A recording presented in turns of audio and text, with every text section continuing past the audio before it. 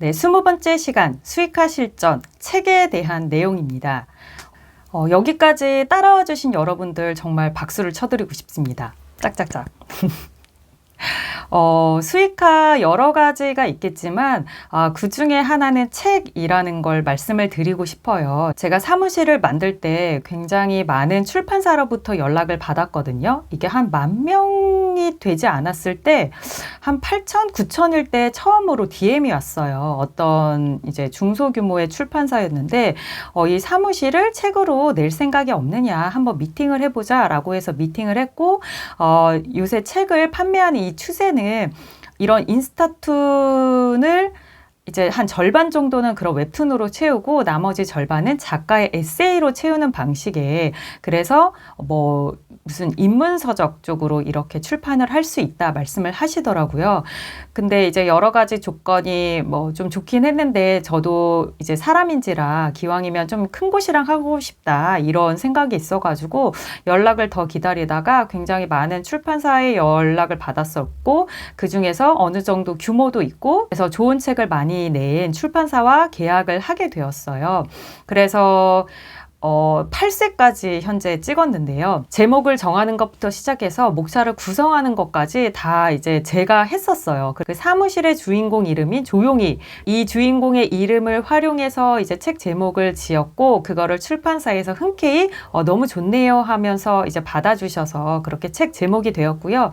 목차도 제가 직접 짠 다음에 이제 원고를 썼었는데, 이렇게 인스타툰을 시작하실 때 이건 나중에 책으로 낼 수도 있겠구나. 내가 인스타툰이 뭐 대박이 나면, 또는 대박까지는 아니더라도 뭐 중박까지는 아니더라도 어떤 마음 맞는 편집자의 눈에 이제 띄어서 발견이 되면 이게 책 출간으로 이어질 수도 있겠다. 그런 기회가 온다는 거를 좀 염두에 두시고 작업을 하시면 좋을 것 같아요. 제가 예전에 말씀드렸던 것처럼 이게 출판이 되려면 그 그림의 사이즈가 애초부터 작으면 안 되거든요. 해상도도 100 DPI는 좀 부족하고 한 300 DPI는 되어야 책으로 출간되었을 때 깨끗한 화질로 그림을 이제 인쇄물로 받아볼 수가 있습니다. 그래서 애초에 작업할 때 이런 해상도도 염두에 두시고, 그리고 사이즈도 뭐 1080, 1080 혹은 뭐 1080 곱하기 뭐 1350 픽셀이 최적화된 사이즈라고는 하지만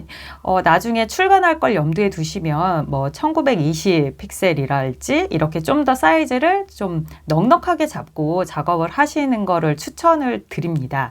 나중에 이제 작은 그림을 키우는 거는 불가능하거든요. 미처 다 하지 못한 이야기들이 남아있을 거란 말이에요. 그럼 그 이야기들을 차곡차곡 뭐 자기 메모장이랄지 뭐 이렇게 쌓아두셔서 나중에 글감의 그런 재료로 사용을 하시면 이것을 인스타툰과 에세이가 함께 결합된 형태의 출판물로 이제 만들 수 있다. 그리고 그것은 곧 수익으로 연결이 될 수도 있다. 이렇게 생각하시면 되겠습니다.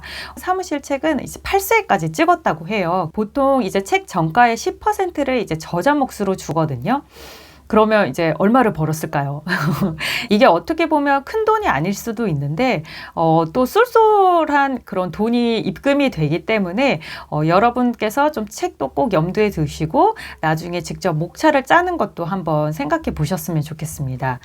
그리고 책을 출간하게 되면 좋은 점이 뭐냐면 그냥 단순히 인스타툰 작가에서 플러스 책을 출간한 저자가 되는 거거든요. 뭔가 나의 커리어가 확장이 되는 경험을 할 수가 있기 때문에 책은 반드시 하는 게 좋겠다라고 생각을 하시는 게 좋을 것 같고요. 제가 꽈갈제 같은 경우에도 언젠가는 책으로 내려고 해요. 이제 빌런 수집, 세상의 모든 무례한 빌런들을 수집하는 내용인데 미처 다 풀어내지 못한 제 안에 남아있는 이야기들이 있거든요. 나중에는 이것도 책으로 내서 독자들과 이제 만나야겠다. 온라인 독자뿐만 아니라 오프라인 독자들과도 만나야겠다. 이런 생각을 하고 있습니다. 기본적으로 이 온라인 독자와 오프라인 독자는 좀 양태가 다르다고나 할까요? 그래서 온라인에서 저의 뭐 사무실 인스타툰을 보셨던 분이 있는가 하면 오프라인에서는 전혀 그 존재조차 모르는 분들도 계시거든요. 그런데 이거를 책으로 일단 출간하고 나면은 사무실의 팬이 더 확장되는 것이기 때문에 그런 측면에서도 굉장히 많이 도움이 되는 것 같습니다. 나는 뭐 육아와 관련된 거니까 나중에 책을 낸다면 이런 책을 낼 거야.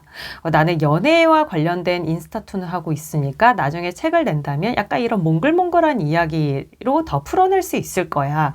뭐 나는 자존감에 관한 인스타툰을 하고 싶다면 그걸 발판으로 해서 더 체계적으로 글로 써서 책으로 낼 거야. 그러기 위해서는 여러 가지 생각들을 하실 텐데 이렇게 책을 염두에 두면 그 인스타툰의 컨셉이나 톤앤 매너가 좀 더 뾰족하고 좀 약간 좀 펑퍼짐하게 흩어져 있던 이런 에피소드 회차들이 뭔가 이제 하나의 구심점으로 쫙 모이는 것 같은 그런 기분을 느끼실 거예요. 이제 나중에 책 작업도 염두에 두시고 인스타툰을 시작하시면 좋다라는 걸 거듭 말씀드리고, 오늘 여러분께 드릴 미션은 제가 쓴 책 함부로 대하는 사람들에게 조용히 갚아주는 법에 한번 목차를 살펴보시고 그 목차를 이제 챕터별로, 그러니까 1부, 2부, 3부, 4부, 5부 뭐 이런 식으로 챕터별로 큰 대제목만 적어서 그거를 인증샷으로 남겨주시면 되겠습니다. 여기까지 와주신 여러분 정말 다시 한번 정말 대단하고 기특하고 존경한다는 말씀을 드리고 싶고요.